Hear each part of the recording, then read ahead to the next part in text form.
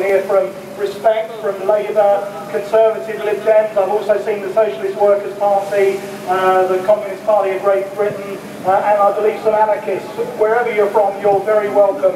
So thank you very much for turning out in these windy conditions. The Bradford Local Justice Movement is entirely organised by volunteers, and we would very much welcome your involvement in this movement, whether as extra manpower or whether via financial contribution. So we would appreciate it if asked if you would contribute to this worthy cause. Just a couple of housekeeping notes. Firstly, please leave the square and the surroundings as you find them. So if you've brought any food or drink with you, then please make sure that you take away any of the receptacles that you brought on here. My name is Islam, and those of you that have seen me speak before know that my style of speaking sometimes can be, shall we say, a little bit humorous. Well, I have to say that there's absolutely nothing funny about what's going on in Pakistan currently. Some statistics that I've got from the Bureau of Investigative Journalism tell me that since the drone attack started, 3,325 people have been killed, including 176 innocent children. Those that think that this is a phenomenon that was worse under George Bush are sadly mistaken. So far under George Bush there were 52 drone attacks, and under Barack Obama so far there have been 292. Obama has used a phrase to describe the attacks, saying that they are legal, ethical and wise. Well, Mr. Obama, I'm afraid you're wrong. They're illegal, they're unethical and they're stupid.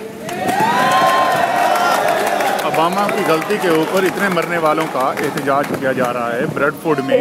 On June the 7th, 2012, the UN High Commissioner for Human Rights, Navi Pillay, called for a new investigation into US drone strikes in Pakistan, calling them indiscriminate.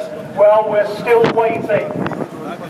People have told us here in Bradford, well, you should be concentrating on other issues, you know, so there's plenty to be done here in Bradford without getting involved in world affairs. Well, I tell them that I'm part of an ummah, and if you attack my brother in Bradford, you attack me.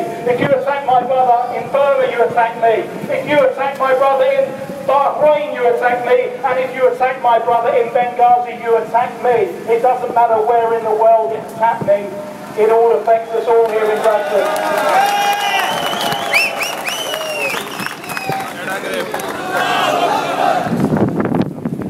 We've got a great line-up of speakers today, so I'm going to get on and introduce the first one. She is the Vice Chair of CND, Sarah Cartin. My own involvement with the campaign for nuclear disarmament goes back a long way into the 80s, into the days of Bruce Kent and Joan Ruddock. I was one of the 250,000 that marched in London in October 1981. I was also arrested outside the US Embassy in London 2 years later for protesting against cruise missile deployments.